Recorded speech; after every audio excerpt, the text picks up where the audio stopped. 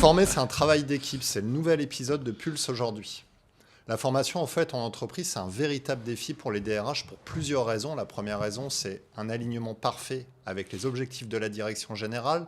Deuxième raison, ça peut être les rapports avec le management. Troisième raison, c'est être sans cesse en train d'essayer de prouver pourquoi la formation a un impact direct sur le business et donc démontrer à certains ROI. Pour aborder ces sujets aujourd'hui, on reçoit Mariana avec Hamza. Salut Mariana. Salut. Je vais te laisser te présenter. Tu es DRH aujourd'hui chez IAG. IAG. Oui. Je suis responsable pour tous les RH Europe du Sud, CIS, Georgia, chez IAG, qui c'est un groupe d'hôtellerie international, quoi. Et voilà. Combien de personnes? Chez IAG? Déjà un DRH, tu vois, qui galère sur le nombre de salariés. Non, c'est intéressant parce que mon structure, c'est un peu différent. J'ai les RH des hôtels, donc chaque hôtel ont différentes quantités de personnes. Donc j'ai des hôtels avec 400 à 500 personnes et des hôtels avec 50... Tu gères des BU en fait. Oui, et là, les RH ont un direct line à moi et je gère les RH qui gèrent les gens. Donc tu gères des HRBP en fait. Oui, exactement. Ok. Exactement.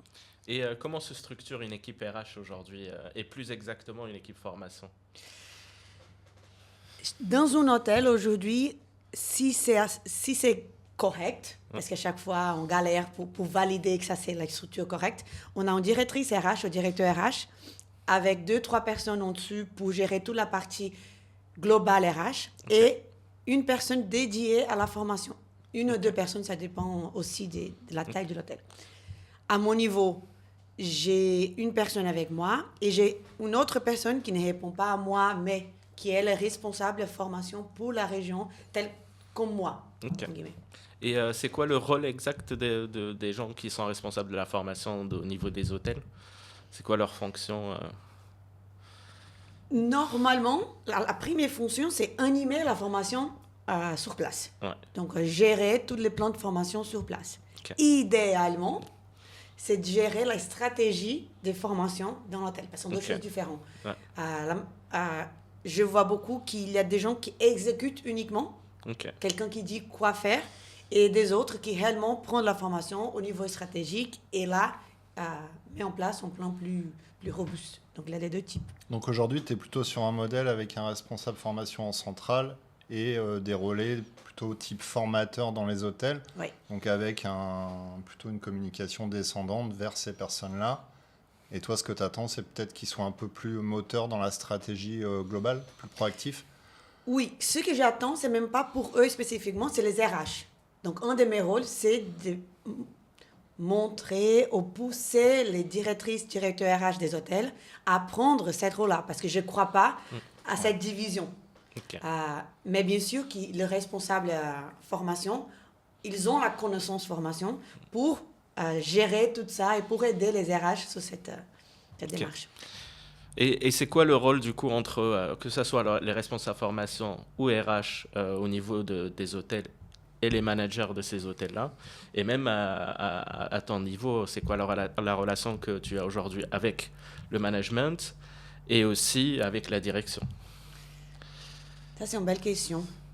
Ça dépend aussi. Alors, pour moi, c'est un peu différent parce que j'ai plusieurs pays et plusieurs niveaux d'hôtels. Donc, ça peut changer. Mais la relation, c'est... Dans un côté, j'ai pas mal de formations qui sont obligatoires pour faire tourner l'hôtel. Et là, les directeurs sont à fond. Parce qu'ils sont... il a des KPI à suivre. Il peut perdre... il y a un tas de choses. Et il y a des autres formations qui impactent les business, mais ce n'est pas tout à fait compris que les formations peuvent aider les business. Donc, j'ai un mix de relations. Moi, j'essaie de bouger la ligne pour montrer que n'importe quelle formation a un impact sur les business. Et c'est là que la relation devient un petit peu... C'est là que tu as du mal à montrer le ROI et à leur prouver que ça va avoir un impact sur leur business, peut-être pas à court terme, mais peut-être à moyen terme. Oui, c'est le ROI, mais je pense qu'il y a un côté mindset aussi, un côté compréhension du résultat de la formation. Donc, ce n'est même pas des ROI, on a une formation liée à les services clients. C'est écrit service client. des hôtels qui ont des problèmes avec un client ou deux, parfois, un client ou deux, non, mais qui ont des problèmes, des relations clients. Quand on dit, mais pourquoi pas faire une formation service client, ils ont du mal à valider. Ils disent, mais écoute, c'est service client, ça aide. Ouais. Donc, cette culture que la formation a un impact sur le business, pour moi, c'est ça qui je galère un peu pour montrer. C'est ce que tu faisais à l'époque où tu étais en charge de ces opérations chez Etam, notamment. Oui, exactement. Du coup, là, à l'instant, on parlait des formations obligatoires où là, tu arrives à avoir l'engagement de la direction. Mais du coup, ma question est plus sur d'où vient le besoin des autres formations où là, tu arrives à avoir moins d'engagement. Du coup, ça vient d'où ces besoins? Je crois, parce que je ne peux pas dire certainement pour les hôtels, mais je crois qu'il y a 3 gros piliers. Le premier, ça c'est sûr, parce que celui-là, c'est que je gère, c'est les talents. Si on a un plan de développement talent, on sait où sont les besoins, à qui et de quoi. Okay. Ça peut être des trucs plus opérationnels, mais jusqu'à le management, leadership, tout ça. Ça, c'est clair. Les deuxièmes sont des besoins liés à l'opération de l'hôtel. Donc, si par exemple, on a un nouvel système, on a une nouvelle façon d'accueillir les clients, ou la marque change, on a beaucoup d'évolutions sur la marque, là, on arrive aussi à identifier certains besoins. Les plus durs, par contre, c'est ceux qui sont liés à l'individu. Okay. Parce que là, on est directement lié à un comportement qui, ou la personne ne sait pas qu'elle doit changer, donc il y a toute cette partie, il faut montrer qu'il faut faire différemment, ou sinon, des choses qui sont plus dures de changer, qui c'est lié à je veux du comportement nouveau, mais c'est pas ça, à me voir d'une façon différente. Et là, je parle beaucoup de management, beaucoup d'évolution des postes. Aujourd'hui, je suis chef de réception, demain, je veux être manager. Qu'est-ce qui change? Donc ça, c'est le plus dur de faire comprendre. Okay. En plus, tu es dans un secteur qui a été bien chahuté par la crise Covid et où les salariés ont une nouvelle vision un petit peu, une nouvelle perception très profonde de leur rapport au travail. L'hôtellerie a été touchée de plein fouet par ça. Donc est-ce que ça, c'est un point de blocage supplémentaire pour faire évoluer les mentalités des collaborateurs? Est-ce que tu as plus de réticence aujourd'hui et même plus largement, est-ce que les RH ne sont pas en crainte quand ils proposent quelque chose aux collaborateurs de l'ERT? Honnêtement, je pense qu'exactement le contraire. Après le Covid, on a du mal à recruter. Parce que c'est vrai que l'hôtellerie avait un historique d'une industrie qui, les rapports au travail ne donnent pas le temps pour la vie personnelle. C'était ça, les trucs. Aujourd'hui, on essaye de montrer exactement le contraire. Qui dans l'hôtellerie, on peut gérer notre vie personnelle comme toutes les autres industries, mais aussi il y a un parcours de développement dans l'hôtellerie, qui c'est ça autre chose qui commence à changer. Avant, on a toujours pensé, je veux travailler dans la réception pendant 3 mois, je gagne mon salaire et après je pars pour un vrai poste.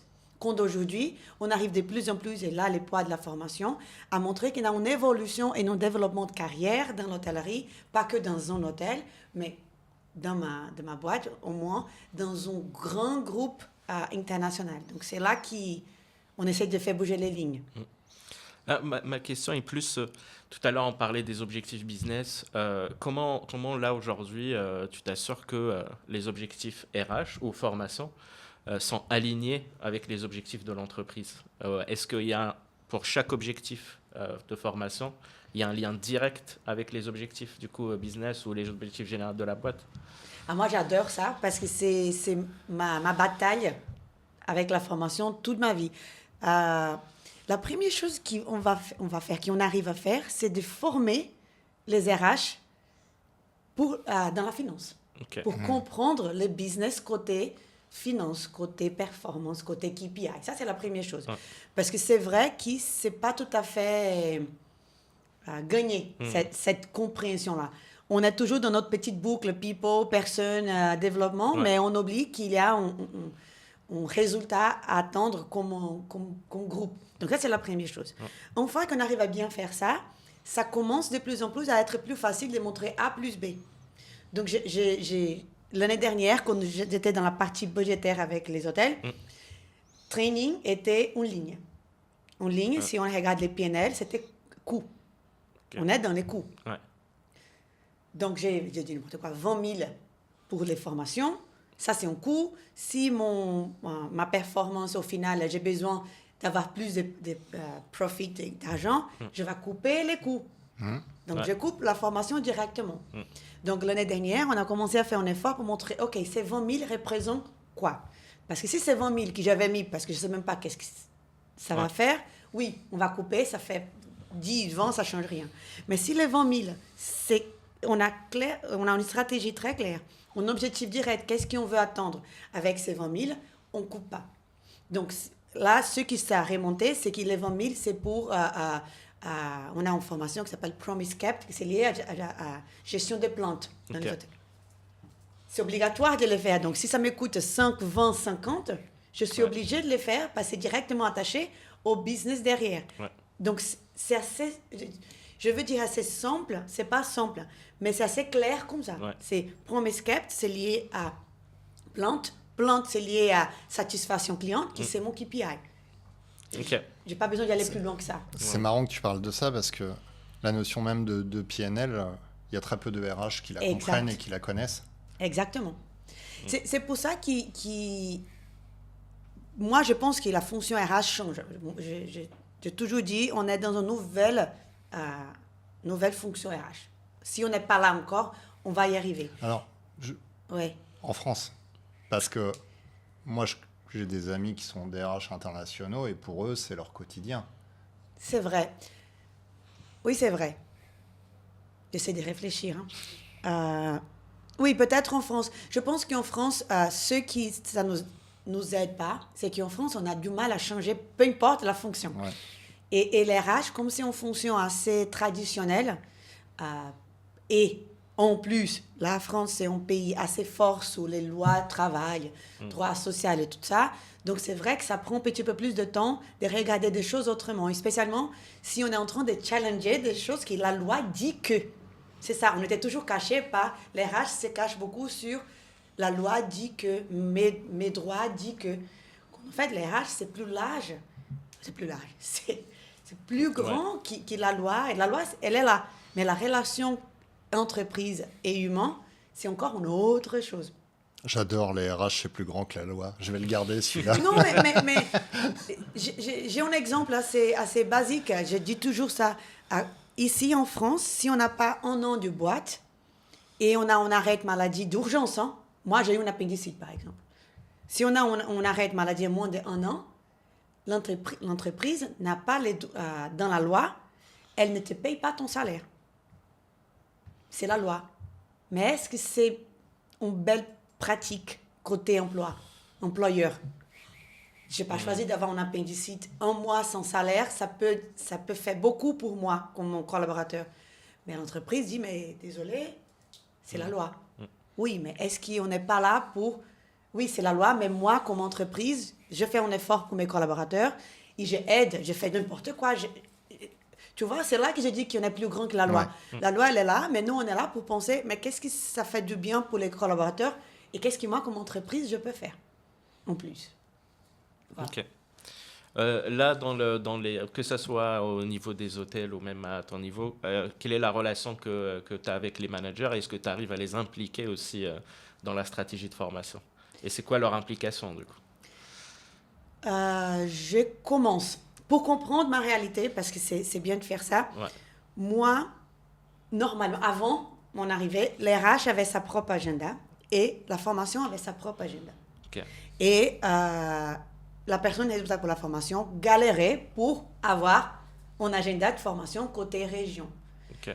Parce que si chaque hôtel, imagine, si chaque hôtel a son propre RH, en plus, sa propre agenda de formation, imagine une personne ici en train de faire bouger les lignes de tous les hôtels. Donc oui, c'est la galère. Il arrivait que pour la partie des marques, standards de marques, des trucs plus grands comme ça. Quand je suis arrivée, parce que j'ai l'historique de formation, je lui parlais, je dis, mais écoute, il faut qu'on travaille ensemble là, parce que si on n'est pas ensemble, je ne vais pas arriver avec tout mon planning que j'ai pour les talents, recrutement et tout, et toi, tu vas continuer à galérer toujours. Donc là, on a décidé quelle est la priorité pour la région. Donc, peu importe qu'est-ce que les hôtels vont faire, mais on a une priorité région qui s'est liée au business, qui c'est lié à mon stratégie RH talent, qui c'est lié à la discussion qu'on a eue des besoins région. Et notre focus, c'est ça. Et là, je parle au directeur, je parle au general manager, je parle à tout le monde. Ça, c'est la priorité. Ce qu'ils vont faire après, ils sont libres. Mais la priorité, c'est pas énorme. Hein. On parle des 4 priorités formation et c'est tout. Mais on veut s'assurer que ces 4-là, tout le monde a compris. C'est quoi, du coup, les 4 priorités C'est, comme je dis, la promise kept, qui c'est la partie client. Ça, il n'y a pas de question. Une autre chose que tu vas bien aimer, c'est les departmental trainers. Parce que quand on parle de formation des hôtels, il y a des hôtels qui ont des formateurs, des autres qui n'ont pas. Et même si j'adore les formations en ligne, quand on parle de services, et peut-être dans toutes les industries, il y a une partie qui c'est présentiel, qui doit être présentiel. Et là, on met en place toute cette train de trainers pour que chaque hôtel puisse, chaque département d'ailleurs, puisse avoir quelqu'un pour former sur les lieux de travail. Le troisième, c'est toute la partie management, pas de surprise. Et management à tous les niveaux. Il avait un 4e, c'était quoi? Attends, ça va venir. C'était management, promise kept, departmental trainer et il avait un autre qui je vais me rappeler.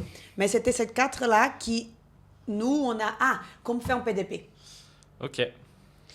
Et basé sur les PDP, quels sont les profils qu'on va identifier et qu'est-ce qu'on va offrir. Donc, on n'est pas là encore, mais mon idée, c'est d'avoir quand même un cadre.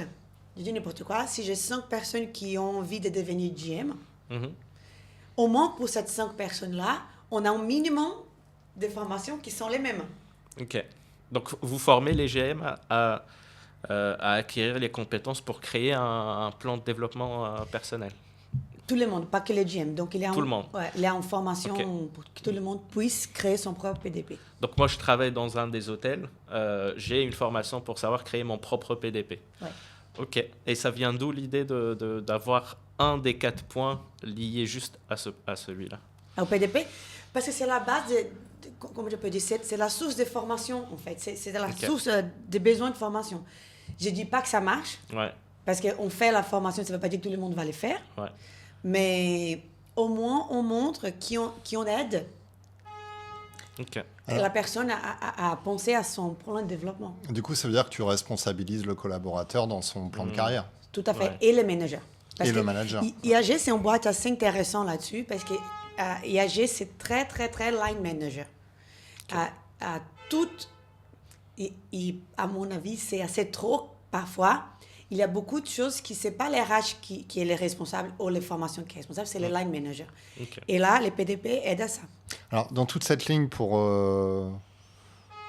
reprendre un petit peu, tu vois, ça klaxonne, donc on sent qu'on est en tension. C'est quoi les plus gros points de blocage que tu identifies, toi, dans ton travail, par rapport à ce travail dans ton mode d'organisation actuel? Point de blocage. La formation, si on perd de temps. Ça, c'est les gros blocages qu'on a, grand, je sais pas, toujours, qui c'est les gens qui pensent encore, c'est génial de faire cette formation-là. Je pense que oui, on a besoin de ça. Mais malheureusement, mon planning, c'est trop chargé. J'arrive pas à laisser mon équipe le temps pour faire ça. Ça, c'est toujours, ça continue. C'est là qui je pense qu'il y a différents formats de formation. Et la technologie et tout ça nous aide. Parce qu'aujourd'hui, on peut faire une formation de 5 minutes, 10 minutes, on peut adapter. Donc ça, c'est un grand blocage. Le deuxième, c'est, dans ma vision, c'est cette différence des besoins. Donc, comme il y a beaucoup d'hôtels, beaucoup de pays, beaucoup de besoins différents, parfois, on a du mal à montrer même que vous êtes différents, les gars, ça, c'est important pour tout le monde. Ça, c'est la base du travail, ça, c'est la base du business. Donc, c'est un travail de montrer. Et le troisième, pour moi, c'est le mindset. Et spécialement quand on parle je déteste ça, mais c'est soft skills. Quand on parle de changement de comportement, il y a un blocage naturel parce que les gens n'ont pas envie de regarder au miroir et dire, mais tiens, j'ai besoin d'évoluer.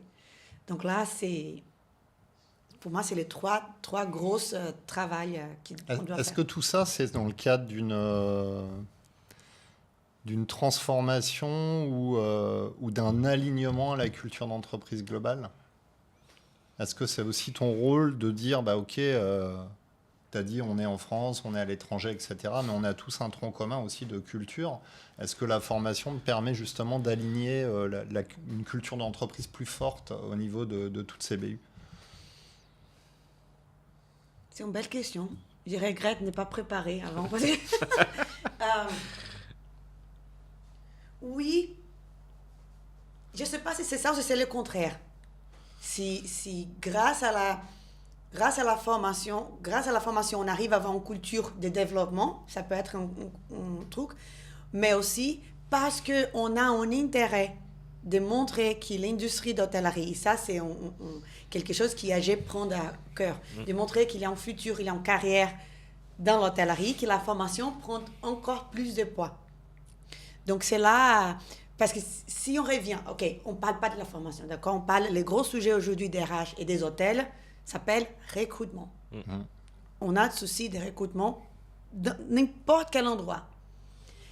Comment la formation aide? En montrant à ceux qui ont envie de travailler chez nous qu'ils ont une carrière, qu'ils peuvent se développer. Là, la formation a un excellent poids. Si tu me demandes aujourd'hui qu'est-ce que je présente quand je participe des career fairs ou que je fais un séminaire ici ou dans l'école, mon premier point, c'est regarde IAG University. Parce qu'on a un tas de formations qu'on met à disposition pour ceux qui travaillent chez IAG et ceux qui ont envie de travailler dans l'industrie. Donc ça est devenu notre porte d'entrée pour les recrutements, par exemple. Donc ça, c'est quelque chose qui, chez nous, c'est la grosse culture IAG, c'est l'hôtellerie, c'est pour tout le monde. L'hôtellerie, il y a un futur dans l'hôtellerie grâce à les développements. Ouais, c'est une tendance aujourd'hui dans beaucoup d'industries. Je l'ai vu aussi récemment dans l'industrie automobile, par exemple, avec la création d'universités d'entreprises très fortes qui sont embarquées comme un élément de marque employeur aujourd'hui et qui permettent aux collaborateurs, aux collaboratrices de se projeter. Ouais. Est-ce que tu penses, par rapport aux difficultés justement de l'hôtellerie, tu disais, j'ai pas des formateurs partout. Est-ce que pour toi, les salariés qui sont en poste sont des formateurs en puissance? Toujours. Moi, je crois réellement que la formation, qu'on apprend tout le temps, qu'on apprend ici, qu'on apprend en échange. Après, est-ce qu'ils se rendent compte qu'ils sont des formateurs en puissance? Je ne suis pas sûre. C'est pour ça que moi, à la base d'une stratégie de la formation, c'est ce qu'on appelle train de train. Donner des outils, que ça peut être des outils one-to-one ou des outils pour former un groupe à tous les collaborateurs, ou au moins à la majorité des collaborateurs. Et pas que ça soit quelque chose qui est fait en plus du travail. Ouais. Aujourd'hui, ça reste toujours comme ça. Ouais. En plus de ton travail, tu vas être formateur. Et il y a ceux qui aiment et il y a ceux qui disent, mais non. Mais quelque chose qui, ça devient partie du travail. Pour moi, c'est là qui change. Là, les programmes Train the Trainers, ils sont faits aussi pour n'importe quel salarié qui travaille aujourd'hui chez vous. Il peut avoir accès à cette formation de Train the Trainers. Oui. OK. Et après, suite à ça, il a cette capacité, ça lui permet quoi? Il a la capacité de former ses collègues, d'intervenir dans des sessions de formation. C'est quoi le... Il y a différents moments. Donc, nous, chez IAG, parce que j'ai déjà travaillé avec Train dans toutes les boîtes d'avant, mais chez IAG, ça s'appelle Departmental Trainer. C'est un peu différent. Ça veut dire la personne peut intervenir dans la formation de leur département. Donc, c'est très lié à la fonction qu'il exécute aujourd'hui. Par exemple, quand j'étais chez TAM ou chez Accor, c'était Train de Trainer plus large. Ouais. On parle plus des comportements, moins que la fonction directe. Donc là, par contre, chez IAG, tout le monde peut le faire. Tout le monde peut s'inscrire. Quand chez TAM et chez Accor, c'était choisi et un groupe limité des gens. Donc ça change. Et les sujets, on est sur de l'expertise métier seulement, ou il y a des soft skills aussi, ou les deux, ou non, c'est que les soft skills? Dans les départements de train, en fait, on travaille les soft skills, parce que la partie technique, nous, on ne connaît pas. C'est à eux de mettre ça en place. Donc, c'est un certificat que vous avez, du coup, Department Train the Department, c'était quoi? Departmental Trainer. C'est pas un certificat, je ne sais pas s'il y a un certificat tel quel, mais oui, il y a un tampon. Donc, vous êtes Departmental Trainer. Et du coup, je gagne quoi à avoir ce temps en tant que salarié? Il y a toute une animation qui vient déjà en reconnaissance. Ok. Parce que là, on parle quand même des gens parfois qui ne sont même pas managers. Donc, dément, Ouais. c'est quelqu'un qui peut devenir manager parce qu'il a déjà il travaille Ouais. cette compétence de travailler avec les autres. Il y a un groupe, ça on va essayer de mettre en place cette année, c'est un teaser, mais un groupe de nourrir cet apprentissage pour ce département entraîneur, donc networking, à développer différentes C'est compétences. des ambassadeurs, en fait. Oui, ça devient quand même des ambassadeurs. Ouais. Mais c'est plus... et je pense que c'est là qu'on n'a pas encore craqué. Aujourd'hui, ça reste quand même ceux qui ont envie, Ok. qui aiment... On a toujours ceux dans la boîte qui disent « J'adore Ouais. faire la formation, j'adore animer la formation ». Donc, ça reste quand même cette petite communauté-là. Mais comment tu fais si par exemple, je rejoins Hamza, je te contacte pour m'inscrire, mais mon manager ne veut pas. Donc là, tu ne fais pas. Là, tu ne fais pas. Est-ce que ça, c'est pas un point de blocage fréquent aujourd'hui? Je peux pas te dire parce que je suis pas assez engagée, je participe pas dans ce processus d'inscription. Ce que je sais, c'est que ça part toujours des RH des hôtels. Ok. Donc, ce que je ne sais pas, et ça c'est vrai, c'est que si les RH identifient quelqu'un et dit, mais allez, Hamza, je veux que tu sois département trainer, et comme ça, elle parle avec les managers, ça c'est le parcours idéal, elle parle avec les managers, elle parle avec Hamza, est-ce que tu as envie et tout ça, ou si on peut imposer quelque part et dire, j'ai besoin d'un département trainer dans la cuisine, allez. C'est pas pareil. Ok. Voilà, je sais pas. Aujourd'hui, je peux pas dire. Mais pour moi, je pense qu'il faut lancer les trucs. Ouais. Même, il faut lancer, il faut que les gens viennent. Même si les gens viennent et disent, mais c'est nul, fine. Mais ils ont venu, ils ont une opinion, et après, on continue la... Et tu es dans une amélioration continue. Oui, exactement. Top. Exactement. Très bien. On passe au quiz. On va passer au quiz. On passe au quiz. Alors, 10 questions, 45 secondes. Je te laisse. Donc, à chaque fois, on va te dire, je te donne la première. La première, c'est la formation en ligne pour toi, c'est une révolution ou un simple mot. Donc, on va te poser 10 questions comme ça. Ok. Tu réponds tac, tac. OK. Hamza, je te laisse démarrer. Du coup, formation en ligne, révolution ou simple mode? Simple mode. La pause café, véritable pause ou meilleur moment pour réseauter? Meilleur moment pour réseauter. Apprendre en jouant, révolution ou récréation? Pardon, j'ai pas compris. Apprendre en jouant, meilleure révolution ou récréation? Révolution. L'auto-formation sur YouTube, démocratisation du savoir ou bricolage de connaissances? Démocratisation du savoir. Les robots remplaceront-ils les formateurs? Oui ou non? Non. La formation obligatoire en entreprise, motivation ou punition? Motivation. Au moins, ils font des formations. Auto-formation, autonomie ou isolement? Autonomie. La formation, un investissement ou une dépense? Investissement. Les soft skills, indispensables ou juste un terme marketing? Indispensable que le marketing a trop fait, que j'aime pas. OK. La France est-elle un modèle de formation continue? Oui ou non? Non. J'ai juste une question du coup, suite.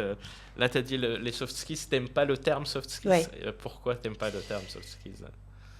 Parce que c'est comme si on veut mettre dans une boîte des choses qui ont toujours existé.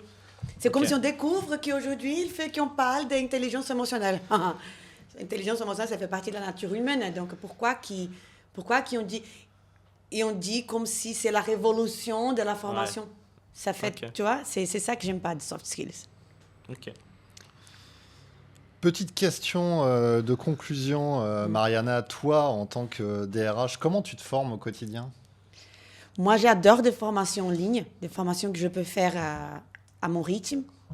Et j'essaye quand même, au moins une fois par an, d'y aller dans des séminaires ou des conférences, des grosses conférences RH qui me permettent d'entendre qu'est-ce qui se passe, des tendances, qu'est-ce qui se passe autour de moi. Donc, Top. Très bien. Merci Mariana. Merci merci Mariana. à vous.